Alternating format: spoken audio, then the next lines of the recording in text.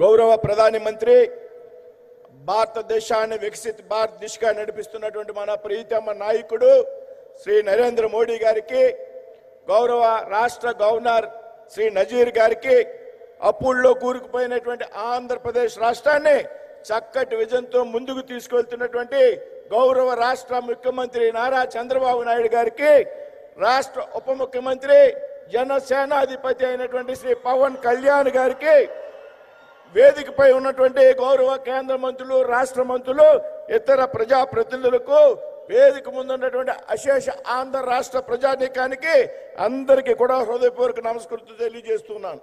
మిత్రులారా, కర్నూలు అనేది కేవలం ఒక నగరం మాత్రమే కాదు. ఒకప్పుడు రాష్ట్ర రాజధానిగా విరాజిల్లిన నేల కర్నూలు.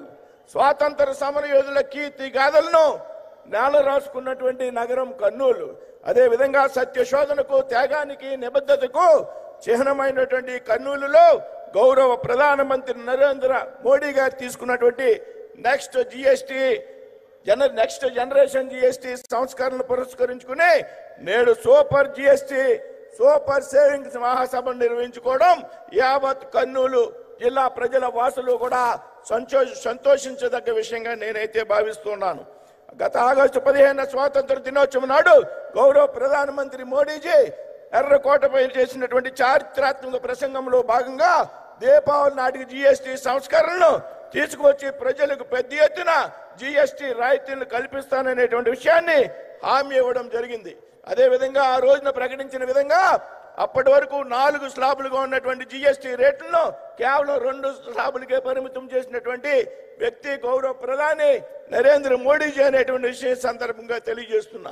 ఏదైతే కేవలం 12%, 28% స్లాబులు పూర్తిగా ఎత్తివేసి కేవలం 5%, 18% స్లాబులు మాత్రమే అమల్లో ఉంచినటువంటి వ్యక్తి గౌరవ ప్రధాని నరేంద్ర మోడీ.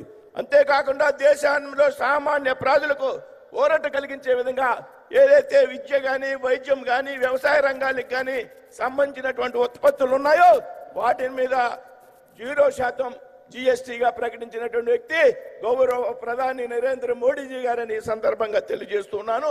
అంతేకాకుండా ఈ సంస్కరణలు సెప్టెంబర్ 22 నుండి అంటే దీపావళి కంటే ముందుగా 1 నెల ముందే అమల్లోకి తెచ్చినటువంటి వ్యక్తి గౌరవ ప్రధాని నరేంద్ర మోడీజీ.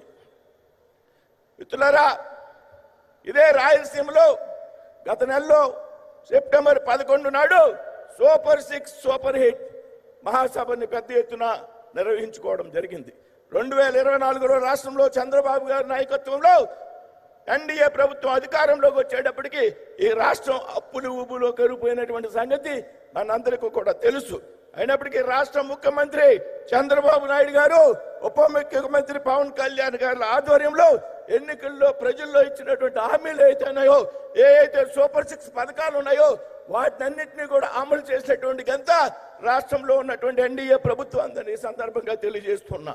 మిత్రులారా, ప్రధానమంత్రి మోడీజీ గత 10 నెలల కాలంలో ఆంధ్రప్రదేశ్ రాష్ట్రానికి 4 పర్యాయాలు వచ్చారనేటువంటి విషయం మనందరం కూడా గుర్తుంచుకోవాలి.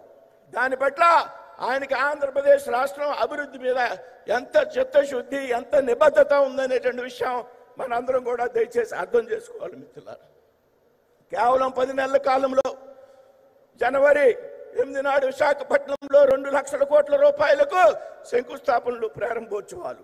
మే 5న అమరావతిలో 58,000 కోట్లకు శంకుస్థాపనలు, ప్రారంభోత్సవాలు. ఈరోజు కర్నూలులో 13,430 కోట్ల అభివృద్ధి కార్యక్రమాలకు శంకుస్థాపనలు, ప్రారంభోత్సవాలు శ్రీకారం చుట్టినటువంటి వ్యక్తి ప్రధానమంత్రి నరేంద్ర మోడీజీ అనేటువంటి విషయాన్ని ఇక్కడ ప్రస్తావిస్తూ ఉన్నా.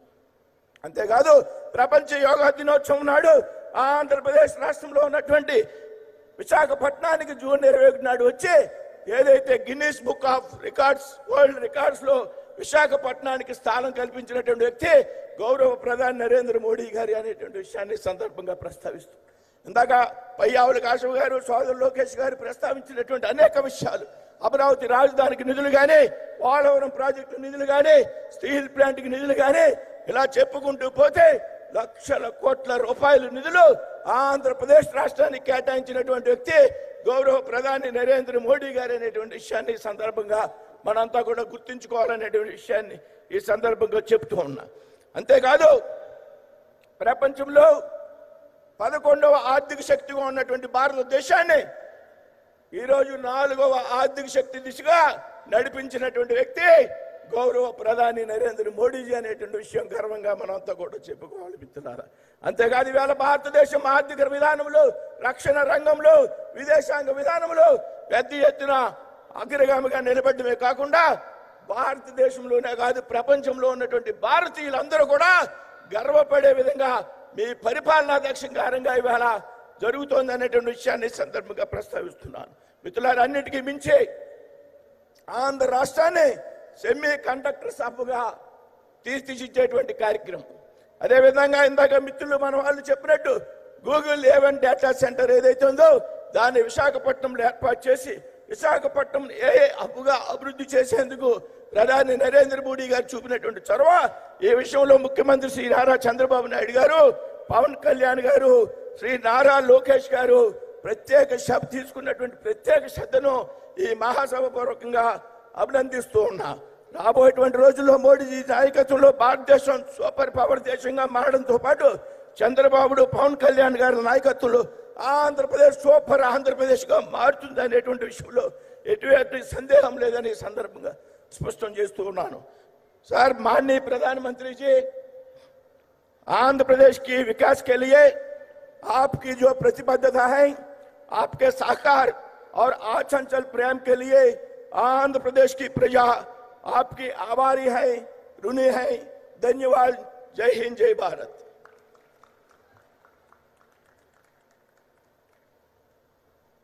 అనేక ధన్యవాదాలు సార్. ఆత్మగౌరవం, ఆత్మవిశ్వాసం తెలుగు ప్రజల రక్తంలోనే ఉన్నాయి. అదే స్ఫూర్తితో ప్రపంచవ్యాప్తంగా తెలుగు ప్రజలు సాధిస్తున్న విజయాలు ఏమిటో తెలిసి ఒక విప్లవాత్మకమైన రీతిలో సాంకేతికంగా మనం ఎంతో ముందుకెళ్లేలా ప్రోత్సహించిన నేత మన నాయకుడు శ్రీ చంద్రబాబు నాయుడు గారు. వినూత్నమైనటువంటి ఆలోచనలతో, ముందు చూపు అయిన ధోరణి, ప్రజా శ్రేయస్సు అయిన శ్వాస, నిబద్ధత అయిన నడత, కర్తవ్య దీక్ష అయిన కర్మానుసరణ, ప్రేరణనివ్వడం అయిన పద్ధతి, ఒక దార్శనికుడు, ఒక మహాస్వాప్నికుడు మన ప్రియతమ నేత శ్రీ నారా చంద్రబాబు నాయుడు గారి సందేశం ఇప్పుడు.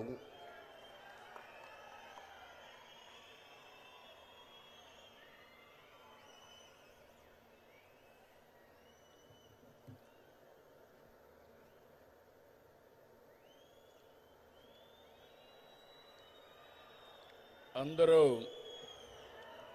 గట్టిగా చెప్పాలి. భారత్ మాతా కీ, భారత్ మాతా కీ, భారత్ మాతా కీ. అదే మారిగా తెలుగు తల్లికి, తెలుగు తల్లికి, తెలుగు తల్లికి అందరికీ నమస్కారాలు. సూపర్ జిఎస్టి, సూపర్ సేవింగ్స్ సభలో పాల్గొనడానికి మన రాష్ట్రానికి వచ్చినటువంటి ప్రధానమంత్రి, మన అందరి భవిష్యత్తు కాపాడే నాయకుడు నరేంద్ర మోడీ గారికి గట్టిగా చప్పట్లు కొట్టి స్వాగతం పలకండి. మీరందరూ కూడా జిఎస్టి వల్ల లాభం పొందారా లేదా అని మిమ్మల్ని అడుగుతున్నా. పొందామంటే చేతులు పైకెత్తండి. అలాంటప్పుడు చప్పట్లు ఏ విధంగా మారుమోగాలో ఒక్కసారి మళ్ళా చేసి చూపించండి.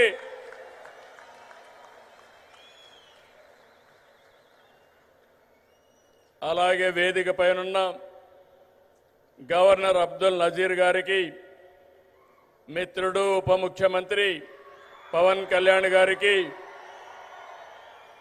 వేదిక పైన ఇతర నాయకులందరికీ నా నమస్కారాలు. ఈరోజు ఈ కార్యక్రమానికి నేను ఎన్నోసార్లు వచ్చాను కానీ ఇంతవరకు ఎప్పుడు చూడలేదు.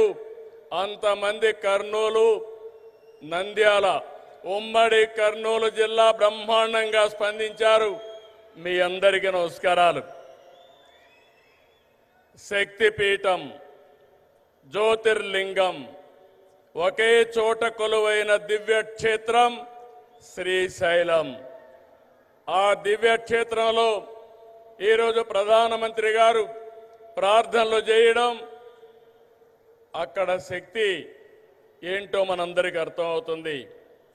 బ్రిటిష్ వారిని గజగజలాడించిన ఉయ్యాలవాడ నరసింహారెడ్డి పుట్టిన పౌరుష గడ్డ ఈ కర్నూలు జిల్లా. ఇటువంటి ప్రాంతంలో జిఎస్టి నెక్స్ట్ జనరేషన్ రిఫార్మ్స్ ఈరోజు మీకు ఇచ్చినటువంటి లాభం సూపర్ సేవింగ్, ఇది ప్రారంభం మాత్రమే. రాబోయే రోజుల్లో ఇలాంటి లాభాలు ఇంకా ఎక్కువ మీరు చూడబోతున్నాం, మనందరం చూడబోతున్నాం. దానికి ఆ ప్రధానమంత్రి నరేంద్ర మోడీ గారు ఇక్కడికి రావడం మనందరికీ శాశ్వతంగా గుర్తుంటుంది. On behalf people of AP, I thank Modi ji for the GST reforms. Again గట్టిగా మీరు చెప్పాలి, ఇది మా అందరికీ న్యాయం జరిగిందని. I also congratulate him on his remarkable journey of 25 years tenure at the helm of public service as Chief Minister and Prime Minister. Modi ji is a unique leader serving the nation with utmost dedication. I don't have any doubt, 21st century belongs to Modi ji. He is the right leader, right place, in right time. Country is very fortunate to have leader like Narendra Modi ji. We are very happy about it. I have worked with many prime ministers, but I have never seen a leader like Narendra Modi ji. He is working continuously without rest or break. Modi ji has brought many game-changing reforms. As a result, today, India is globally respected. India is strong and India is progressive. By 2047, 100 years of Independence Day, India shall emerge as the #1 superpower in the world. That is only possible through Narendra Modi ji.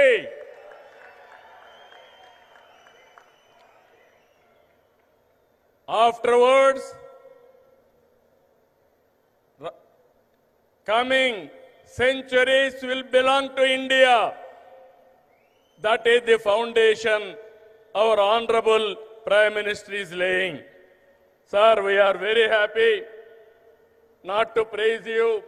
I have seen in my life so many leaders. I am visualizing not only 2047, beyond that. That is where I am very happy and proud of you, sir. Modi గారి సంకల్పంతో 11 ఏళ్ల క్రితం 11వ ఆర్థిక వ్యవస్థగా ఉన్న భారతదేశం 4వ స్థానానికి చేరాం. 28కి 3వ స్థానానికి వస్తాం.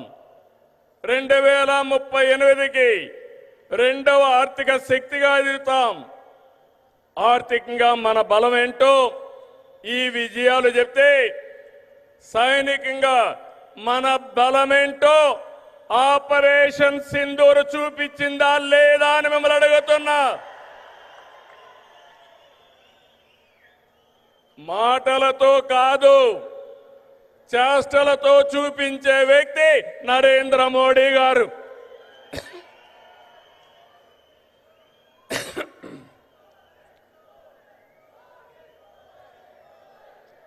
మోడీ మోడీ మారుమోగాలి.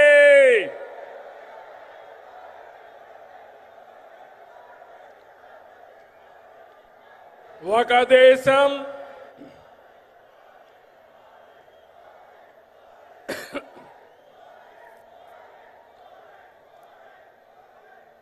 ఇంకా గట్టిగా